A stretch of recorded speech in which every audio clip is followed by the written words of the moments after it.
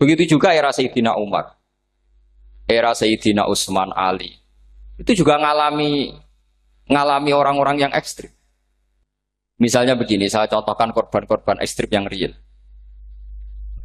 Sayyidina Ali itu masyhur, dia punya musuh besar namanya Muawiyah. Karena permusuhan ini tidak bisa dihindari. Jadi kalau dalam fikih Islam ini anak-anak saya ajari fikih. Kalau orang mukmin membunuh orang mukmin itu hukumnya dosa besar apa kecil? Besar.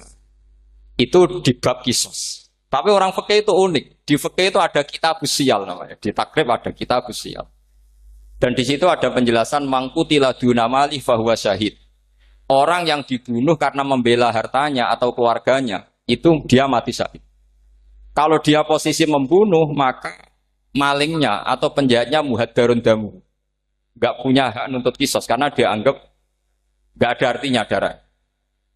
Nah sekarang begini, suatu saat ada garong ke rumah Anda, ingin membunuh Anda karena ingin mengambil harta Anda. Anda ingin ingat status mukminnya atau status garongnya. Terus kamu mau dibunuh diam aja. Saya tidak mau membunuh orang mukmin atau membunuh orang muslim. Nah, kesulitan yang dialami Sayyidina Ali seperti itu. Orang-orang Khawarij cara berpikir Ali ku geblek. Wong mukmin kok pengen mateni wong mukmin. Muawiyah ya geblek pisan. Wong mukmin kok pengen mateni orang. Padahal suasana sudah kacau. Ketika seorang penjahat mau membunuh yang punya rumah dan yang punya rumah ingin membunuh penjahat, itu namanya mukmin bentrok sama orang mukmin. Apa orang benar sahibul hak ingin mempertahankan haknya? Tidak sampai saya tanya. Itu sahibul hak, yaitu yang punya rumah ingin mempertahankan haknya. Meskipun dalam duel ini kadang terjadi pembunuhan. Nah di sini ini ya, ulama ahli sunnah menyebut masalah istihadiyah. Kelompoknya Sayyidina Ali mempertahankan nyawanya meskipun dengan cara membunuh pasukan Muawiyah. Pasukan Muawiyah juga mempertahankan nyawanya meskipun harus membunuh pasukan Ali. Zaman itu susahnya istihad seperti itu. Tapi orang Khawarij cara berpikir enggak, ini biang keladi masalah itu Ali sama Muawiyah. Mereka malah rapat, ya sudah dua-duanya bunuh saja. Ya masyhur tuh, akhirnya Sayyidina Ali dibunuh oleh orang Khawarij. Makanya ini penting ya, pentingnya ngaji seperti ini. Jadi kamu harus dilatih berpikir nubuwah. Ya, dilatih berpikir apa? Nubuwah disebut al-ulama warasatul. Meskipun dengan cara yang ekstrim, tapi pikirannya saja, jangan perilakunya. Saya punya contoh sekian kasus, sekian tragedi. Misalnya begini. Saya itu dulu punya teman, dia soleh, bisa baca Fathul Mu'in. Dia itu janggal. Bilang sama saya, Gus, tidak biasanya Rasulullah itu agak-agak nyindir orang fakir. Ini kok ada hadis kadal fakru ayakuna kufur. Bahwa kefakiran itu mendekati apa? Kekufuran. Dia itu aneh sekali. Biasanya tidak biasanya Rasulullah kritik seperti itu. Walhasil, ini singkat cerita. Anak ini ngalami satu trauma. Dia itu miskin.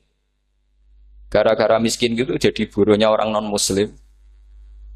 Dan sering disuruh nganter majikannya itu ke tempat-tempat lokalisasi. Dia mulai mikir, ini gara-gara fakir saya harus nganter orang ke lokalisasi. Mulai ingat dia, Sodaqah Rasulullah, ini gara-gara fakir saya jadi pengantar orang ke lokalisasi. Suatu saat majikannya itu benar-benar bangkrut. Malah tidak disuruh nganter. Pokoknya carikan yang cantik bawa sini. Pusing. Dia akhirnya walhasil lari terus keluar. Terus dia cerita betapa ekstrimnya fakir sehingga gara-gara fakir saya harus jadi penolong orang yang mau apa mak. Anda boleh berpikir ekstrim, tapi ekstrim dalam melawan kemungkaran itu tadi. Saya nggak boleh jadi fakir, tapi takutnya fakir yang nanti jadi alat kemak. Imam Ghazali juga punya contoh seperti itu. Imam Ghazali pernah marah besar ketika tren di Baghdad itu orang belajar fikih semua. Hatta la yakuna thamma tabibun illa min ahli dhimmah, kata beliau. Sampai di Baghdad itu tidak ada dokter kecuali orang kafir dhimmah.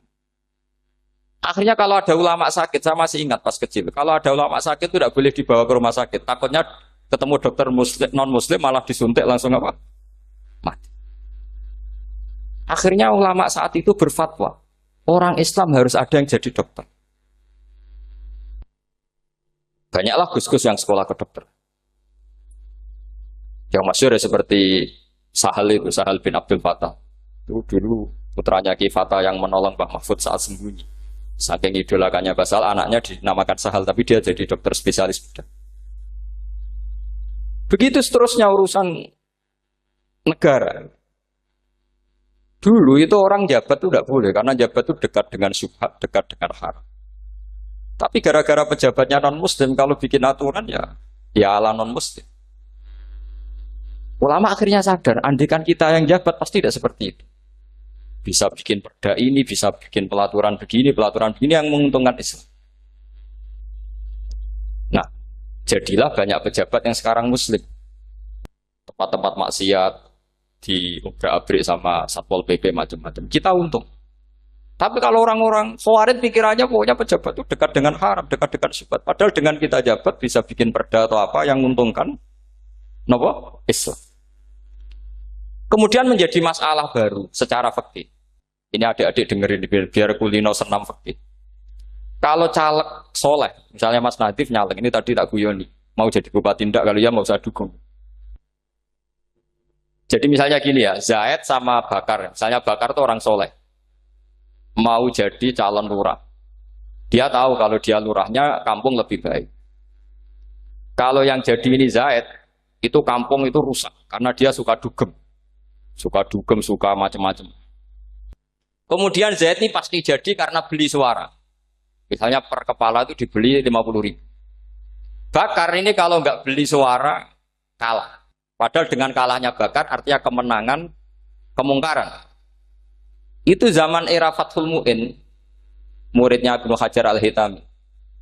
Ibnu Hajar muridnya Abu Zakaria Al-Ansori itu fatwa. Yang soleh ini wajib beli suara, bukan boleh, wajib beli suara. Tapi ini namanya tidak nyuap, perlu dicatat. Ini namanya tidak nyuap. Jadi tidak bisa kamu kaitkan misalnya ar-rosi wal murtasi finnar. Yang nyuap maupun yang menerima suap adalah sama-sama di neraka. Tidak bisa seperti itu. Karena logikanya dibalik.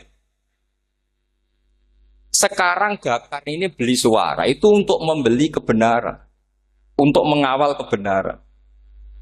Zaid beli suara untuk menopang kebatilan. Berarti namanya Bakar ini penyuap atau pembeli kebenaran? Pembeli kebenaran. Harus dibedakan. Nah ini pentingnya ulama. Memang nyatanya seperti itu. Yang dikatakan nyuap, riswah itu adalah membayar uang li'ibtolil haqqi untuk membatalkan kebenaran atau membenarkan kebatilan. Itu namanya nyuap. Tapi kalau mengeluarkan uang untuk menghakkan barang hak dan membatalkan barang batil, itu namanya uang perjuangan. Nah ini pentingnya mikir. Jadi ulama itu mulai dulu sudah berat.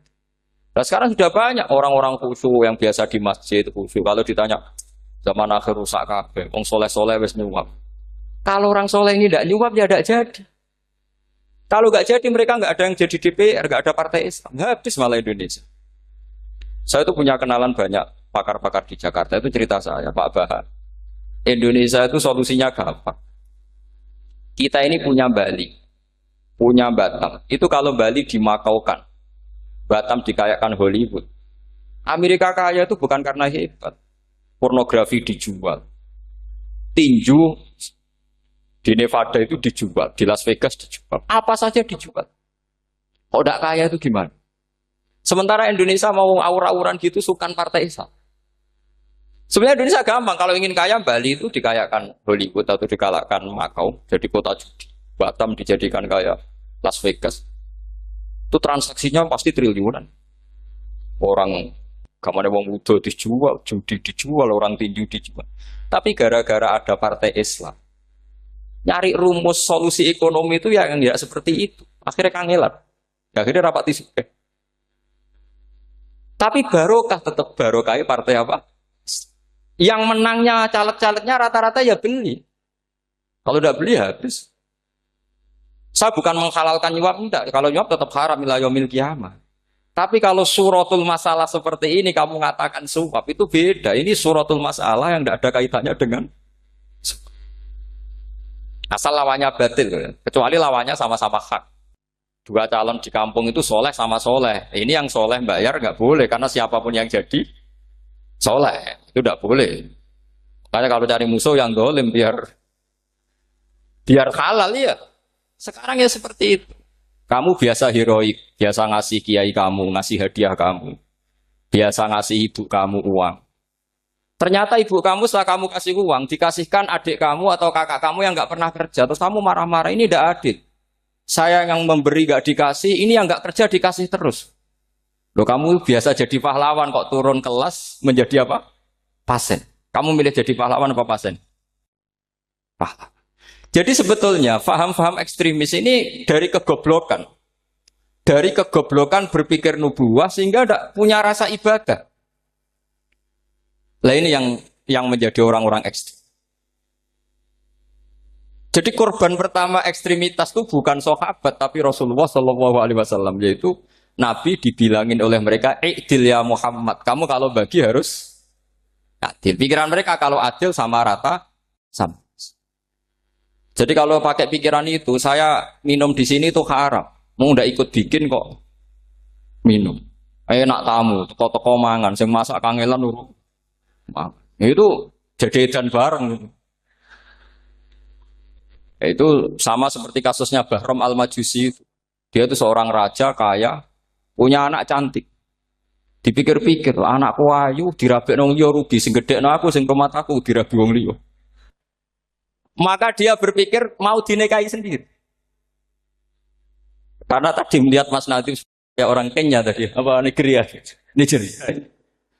Malah gak layak itu maksudnya untuk orang. Ini Mas Nadif ini termasuk harus mendukung gerakan tidak ekstrim. Nyawanya masih itu karena barokahnya beliau agak-agak gitu. Tapi nggak sampai liberal ya agak-agak pokoknya itu.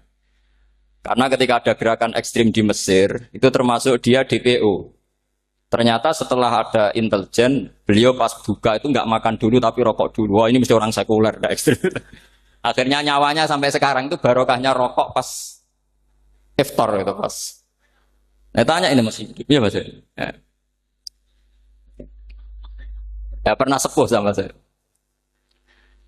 Jadi pikiran-pikirannya Bahram itu seperti itu. Walhasil akhirnya Bahram itu menikahi anaknya sendiri.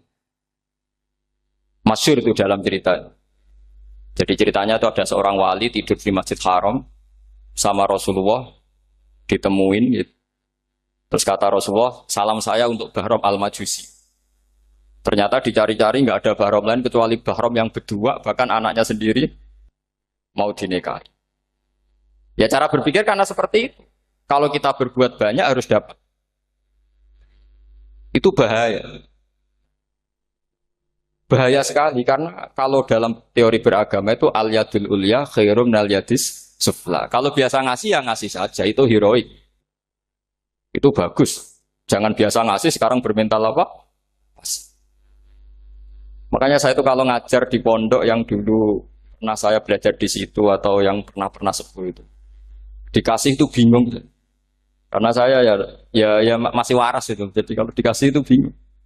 Tapi banyak juga guru-guru yang dulu ngaji lama setelah ngajar di pondok alma maternya nuntut. Itu saya tidak tahu itu.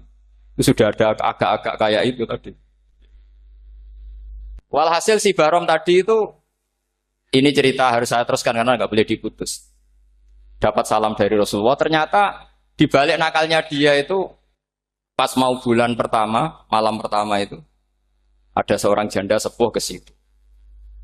Ganggu dia tentu ya. Ketika dikejar pulang lagi sampai 3 kali. Dia tanya, kenapa bu kamu begitu? Katanya saya ini anak-anak saya kelaparan. Kalau saya pulang anak-anak saya nangis minta makan. Saya ingin minta Anda. Tapi setelah saya ingat Anda ini majusi, saya mukmin, saya mukminah, saya pulang. Ya sudah bu, kamu di rumah saja. Nanti saya kirimi makan. Dikirimi sendiri, padahal dia seorang raja, orang kaya. Barokahnya itu dia dikasih tobat sama Allah. Dan paginya ketemu tamu yang mengirimkan salam dari Rasulullah SAW. Akhirnya Bahram ini menjadi muslim. Tapi intinya berpikir seperti tadi itu salah. Bahwa kalau saya jasa banyak harus mendapat apa? Ini cara berpikir orang-orang Khawarij. Iya, saya pernah ditanya seorang dosen. Gus, saya ini kalau baca sejarah perang Badar atau perang Uhud, yang saya tidak nerima itu satu. Kenapa setiap ghanimah, harta orang kafir dan istrinya orang kafir kok disita orang Islam? Dan yang perempuan jadi amat, kemudian juga digauli orang Islam. Yang hartanya orang kafir juga jadi asetnya orang Islam. Kok kayak garong? Dia tanya seperti itu sama saya. Terus saya jawab,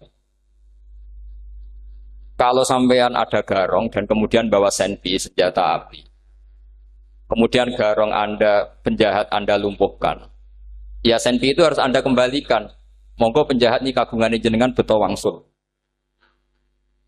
Karena ada milik Anda, harus dikembalikan. Wah, tidak bisa Pak, kalau saya kembalikan pasti dipakai jahat lagi, dipakai kriminal lagi. Ya sama, kalau asetnya orang kafir dikembalikan ke orang kafir akan menjadi aset kekafiran lagi untuk menghancurkan kita. Nah, perempuan juga sama. Perempuan itu alat produksi. Jika perempuan tadi dikembalikan ke orang kafir, maka kamu menolong populasi orang. Ya seperti itu. Paham? Makanya disita dalam perang loh ya, tapi dalam perang yang legal. Nah itulah kenapa amat halal. Makanya di Quran itu illa ala azwajihim aw ma malakat aymah. Paling enggak itu masih ada ulama atau pemikir atau ustadz siapa saja yang bisa memahami logika apa? Nanti kalau ulama ini sudah meninggal, orang akan mencibir Islam dengan cara mengatakan Islam itu jahat, yaitu menyita hartanya orang kafir dan istrinya orang kafir setiap kali terjadi perang. Karena pemikiran ini pasti sama-sama kutubnya, sama-sama ekstrim. Nah ini penting saya katakan. Makanya masyhur itu perdebatan Sayyidina Ali dan Muawiyah. Ini saya kutip sedikit. Ini ya sama-sama berpikir ekstrim, tapi ekstrim yang baik. Walhasil dalam satu kerja bakti di Masjid Kuba, itu ada sahabat namanya Ammar. Ini di depan umum, ini penting. Kalau dalam ilmu hadis di depan umum ini penting karena nanti menjadi mutawatir. Beda dengan hadis yang Nabi ngendikan sama 1-2 sahabat, namanya hadis ahadi. Di depan umum Nabi guyon gini sama Ammar, ya Ammar waihak taktuluka alfiatul baghiyah. Ammar, kamu ini nasib kamu itu agak sial. Karena nanti yang membunuh kamu itu kelompok yang tidak benar. Alfiatul baghiyah itu kelompok yang tidak benar. Itu disaksikan sekian sahabat. Walhasil suatu saat Ammar ini ikut perang dan ikut pasukannya Ali dan terbunuh oleh pasukannya Muawiyah. Seneng Ali. Walhasil Ammar ditemuin sama ya Muawiyah. Al-ana dhuhara bi anna fi'ati haqqun wa fi'ataka baghiyah. Sekarang kelihatan siapa yang benar. Saya yang benar, kamu yang salah. Kenapa? Karena Ammar kelompokku dan terbunuh oleh kelompok kamu.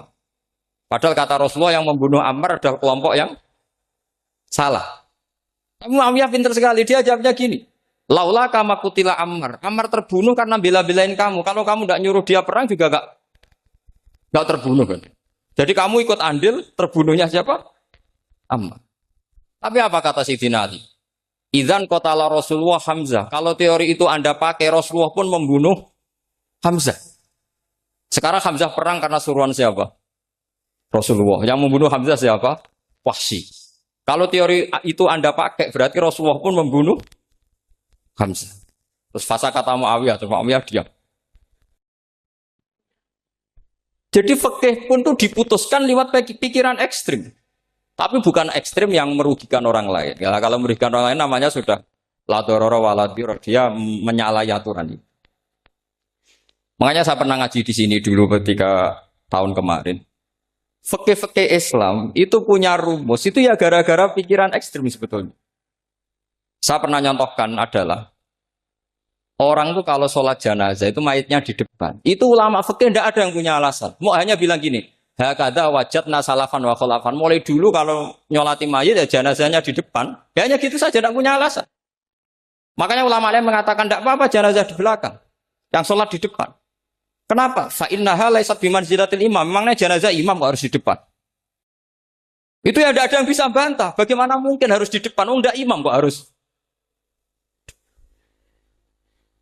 Yang harus di depan itu imam. Jenazah itu imam apa enggak? Enggak. Terus alasan kedua sholat ghaib. Kalau ada orang mati di Surabaya, Mas Nadib di sini, sholat gaib boleh enggak? Boleh. Jenazahnya di depan apa belakang? Belakang. Di belakang kan? Berarti harus enggak jenazah di depan? Ya dia mau ngakeh yang jelas kalau itu. Lah ini contoh-contoh kecil. Nah orang Khawarij itu orang yang paling tidak mau menerima otak adik seperti itu. Akhirnya jadi goblok bareng tadi. Ya makanya Rasulullah pun jadi korbannya Khawarij. Muhammad kamu harus adil. Karena pikiran mereka adil itu yang memberi banyak ya dapat banyak. Kalau pikiran nubuah tidak seperti itu. Kalau yang biasa memberi, biasa heroik, biasa baik ya biar tetap biasa memberi. Jangan dilatih jadi apa? Fasih. Ini mungkin adik-adik juga agak keberatan, tapi harus dilatih. Makanya saya itu jadi kiai itu ya mulai kecil anaknya kiai butuh kiai. Saya itu ya mulang tuh senang. Saya tidak pernah terlintas dikasih santri atau dihormati ya enggak. Mungkin sampai mati agak terlintas. Ya pikiran saya sederhana. Biasa mulang pahlawan malah sekarang pasien itu malah kayak cemen, kayak turun kelas gitu. Jadi saya terus ya enggak kepikiran sama sekali. Loh kalau saya minta sama Allah karena itu atasan saya. Makanya ada ulama yang ekstrim gini, ini kisah nyata. Ada ulama alim datang ke seorang raja. Rajanya ini soleh padahal. Ternyata pas raja itu berdoa, ya Allah saya kasih ini, kasih ini. Padahal ulama tadi itu mau mengajukan proposal. Mau minta apa gitu. Terus dia pulang ketika ditanya, Pak Kiai kenapa pulang? Ternyata raja itu minta zat yang sama yang saya mintai. Kalau raja saja masih minta ngapain saya minta raja, saya akan minta zat yang dimintai raja. Terus pulang dia. Wah, itu ya pikiran ekstrim, tapi bagus ekstrimnya. Saya akan minta zat yang dimintai. Kalau sampean kan enggak, uteke saya les, sholat dinteni, tetap jalo. Oh, orang mikir seperti itu. Memang salah didik, salah itu tadi. Nah, ini harus dilatih. Masyhur itu ketika Nabi pas Fathu Makkah itu. Orang-orang Ansor komentari Nabi gini, ketika Nabi sangat happy di Mekah, sangat enjoy di Mekah, kata orang-orang Ansor, Amar rojul adroka durok fatun fi ahli wa ulfatun fi asyiroti. Namanya orang pasti happy kalau di kampung halaman. Jangan-jangan Rasulullah itu nanti hidup di Mekah lagi, karena Mekah sudah dikuasai orang Islam. Beliau pasti kangen sama keluarga, sama Mekah. Tapi ya sama, ketika Rasulullah mulai ngasih itu, orang-orang Quraisy dikasih banyak, orang Ansor juga pikirannya seperti itu. Baru orang Ansor dilatih pikiran nubuwah, yaitu tadi. Mereka itu dapat kambing, dapat sapi, terus pulang. Kamu mendapat saya, milih mana? Milih Rasulullah Shallallahu Alaihi Wasallam.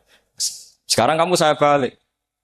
Kamu punya kiai, kamu bisa memberi hadiah, memberi beliau. Suatu saat kiai Anda ini kaya raya, terus sering ngasih orang-orang yang nggak pernah berjasa. Kamu nggak pernah dikasih. Itu kalau pakai pikiran Khawarij, kiai ini salah karena ngasih orang yang tidak berjasa. Tapi kalau kamu pakai pikiran nubuah, enggak.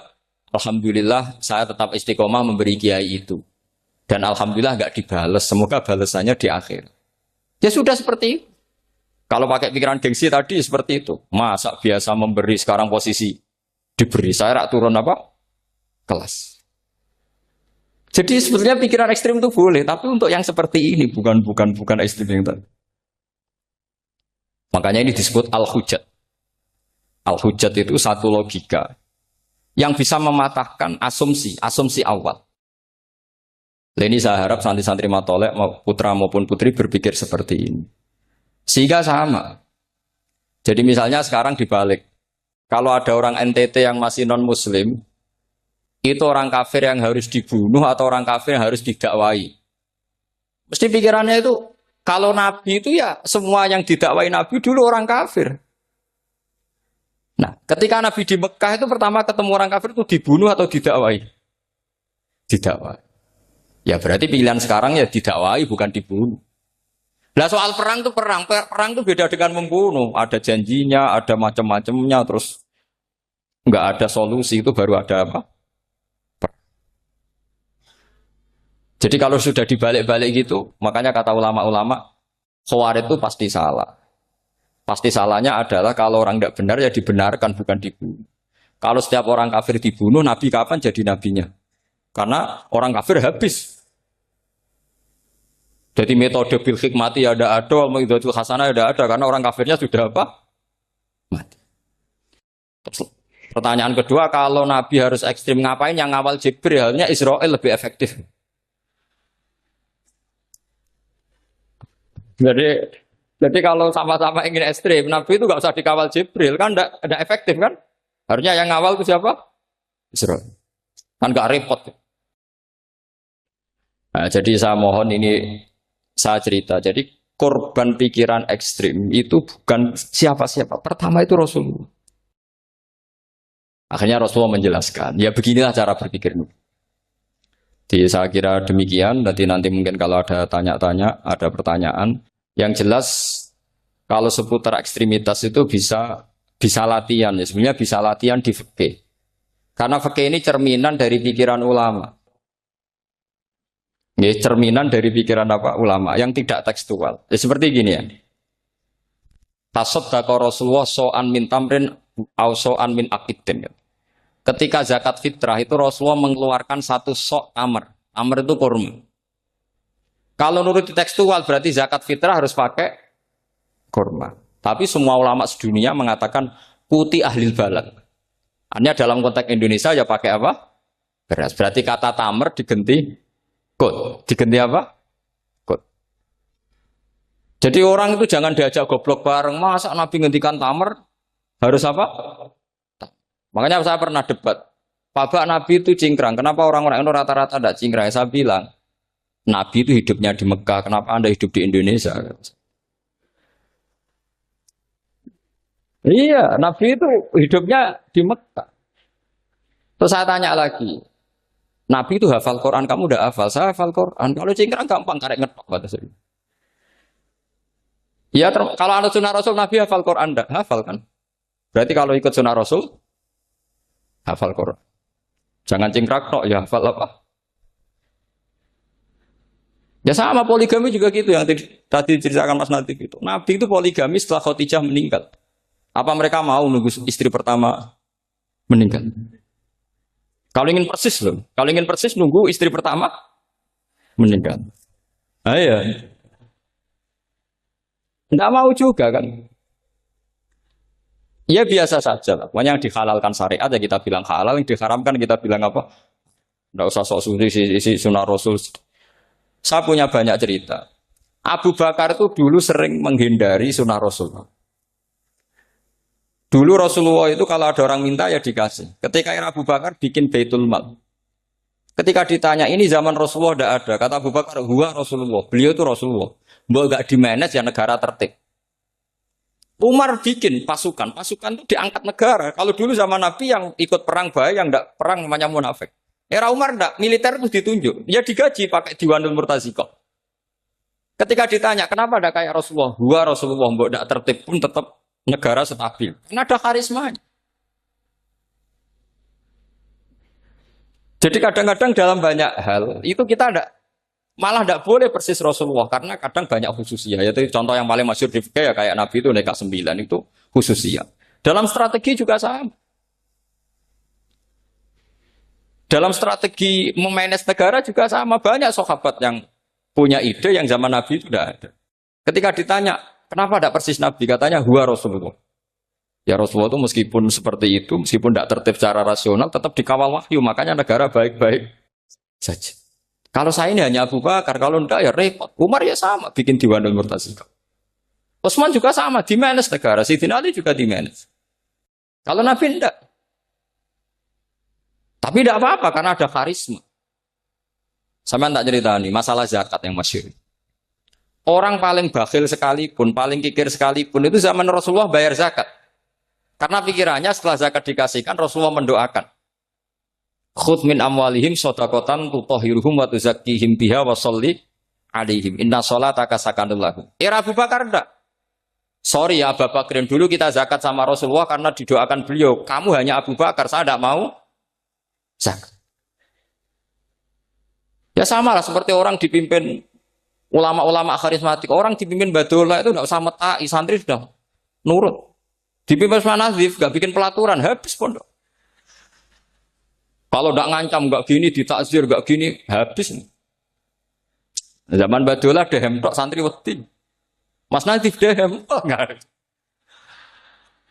Nah, makanya Rasulullah itu tidak banyak bikin pelaturan. Rasulullah itu kalau mau perang itu hanya bilang sahabat, saya besok ditantang Abu Sufyan di sini. Saya mau perang. Oh itu sahabat ikut semua. Orang melihat wajahnya, melihat karismanya sudah tertarik ingin menyelamatkan beliau. Kita tidak akan ridho Rasulullah keluar sendiri. Kalau Abu Bakar ya enggak. Pertama Abu Bakar pidato sudah sopan. Saya memimpin kamu. Ini itu walas tubuh khairikum. Saya ini memimpin kamu, tapi bukan berarti saya yang terbaik.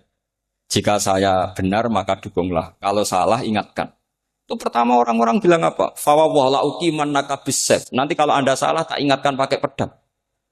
Ya karena hanya Abu Bakar bukan Rasul.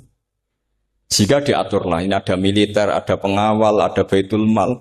Era Umar lebih modern lagi, ada Diwanul Murtazikoh, ada macam-macam. Ya Rasulullah nggak ada. Nah sekarang orang sidik-sidik muni sunnah Rasul. Padahal ada sunnah Rasul yang khasnya Rasulullah sebagai nubuwah. Ya khasnya Rasulullah sebagai apa? Coba Nabi itu istrinya 9. Semuanya cerita tentang tahajudnya Nabi, witirnya Nabi. Apa kira-kira Mas Nadif kalau punya istri 4 ceritanya tentang tahajudnya Mas Nadif? Kan enggak. Nah, jadi saya mohon, nah, sebetulnya pikiran-pikiran ekstrim itu karena enggak mau belajar. Enggak mau belajar. Kalau mau belajar itu, kata Imam Ghazali itu dalam kitab Imla, Al-Imla fi Iskalatil Ikhya itu. Fal ma'ani awsa'u minal ibarat. Yang namanya ma'ani itu awsa'u minal ibarat. Jadi yang fal ma'ani awsa'u minal ibarat. Jadi yang namanya makna itu lebih luas minal apa? Ibarat. Nah, ini contoh yang paling nyata ya Sayyidina Ali. Ketika Sayyidina Ali perang sama Muawiyah, itu Sayyidina Ali bilang, sebaiknya Muawiyah kirim delegasi, mediator. Saya juga kirim mediator. Terus orang-orang Khawarij karena tadi tekstual. Mahada ya Ali. Ini apa ya Ali? Lam yujad fi kitabillah. Aturan mediator itu tidak ada di Quran. Bahwa kalau kita perang harus ada mediator itu tidak ada. Terus Sayyidina Ali baca ayat wa in khiftum shiqaqa bainihima fab'atsu hakaman min ahli wa hakaman min ahliya. Jika lelaki dan perempuan, suami istri terjadi shiqaq, terjadi konflik, maka suami kirim satu mediator, yang pihak perempuan juga kirim mediator. Terus Sayyidina Ali ngendikan wa amru Muhammad a'dhamu min amri rajulin wa imra'atin. Urusan umat Muhammad lebih serius ketimbang urusan hanya sekedar suami dan istri. Maka kita butuh hakam, butuh mediator. Baru 4.000 orang Khawarij tobat ngikuti pikirannya Sayyidina Ali yang tidak tekstual. Sama seperti zaman Rasulullah. Ketika Rasulullah mau perang Badar, saya ini mau perang Badar kata Rasulullah. Musuh saya itu 1.000 lebih. Kalian hanya 313. Apa kita teruskan? Itu sahabat langsung bilang gini, saya itu hafal teksnya. Idzan lanaqulu laka kama qalat banu Israil fathab anta wa rabbuka faqatila inna hahuna qaidun walakin idhab anta faqatila inna ma'akum muqatilun. Ini kelihatan sekali bahwa para sahabat sudah ada tekstual. Orang-orang Bani Israel ketika melihat Musa katanya sakti dan orang dekat Allah, itu cara berpikir orang Bani Israel gini. Walhasil ada perintah supaya Musa itu merangi kaum Jabarin. Orang Jabar ini gagah-gagah. Pikirannya orang Bani Israel. Musa kami itu sakti dekat Allah. Ya sudahlah sama Allah saja sana. Tak tunggu di rumah kabarnya. Itu kan sama dengan santri semedit. Rohya ini suga. Uskiyaku suga. Serasa tak pikir kan seperti itu. Ya sama seperti itu. Nabi ku kekasih Allah. Mesti perang menang. Serasa tak ewangi mesti menang. Fadhab anta wa rabbuka faqatila inna hahuna. Kok itu? Ya sudah kamu berangkat saja sama Tuhan. Tak tunggu di rumah. Tapi apa kata para sahabat Ansor ketika Nabi minta supaya mereka dukung di perang Badar? Langsung bilang, idzan lanaqulu laka kama qalat banu Israil. Kita tidak akan bermental kayak Bani Israil. Ini tekstual pada enggak. Mereka punya mafhum, punya pikiran. Cara Mas Nabi punya kreatif. Bahwa ini mental yang bejat, kita tidak akan meniru seperti itu. Itu sahabat. Jadi dulu sahabat itu makna di Quran juga ada tekstual. Jadi bisa memahami. Nah sekarang orang memaksa semuanya harus tekstual. Ya meskipun tadi jangan terlalu liar terus menjadi liberal. Tapi saya tidak tahu kalau contohnya Mas Nadiem tadi pakai kondom, silikon tidak tahu itu pikirannya Jil apa Mas Nadiem tidak tahu saya itu. Itu tidak tahu. Kok sampai sembeling itu saya tidak tahu itu. Oh, lagi juga kalau tidak bisa nyontohkan yang di luar itu, saya itu ya tidak tahu. Mulai dulu ilmunya yang seperti itu terus. Ya tidak tahu lagi. Jadi mulai dulu zaman Nabi pun itu sudah ada pikiran-pikiran seperti itu. Jadi tekstual atau harfiah itu ya enggak. Nyatanya sahabat langsung bilang idzan lanaku rulaka kama qalat banu apa? Esra. Jadi ini saya kira demikian nanti kalau apa ada yang tanya monggo.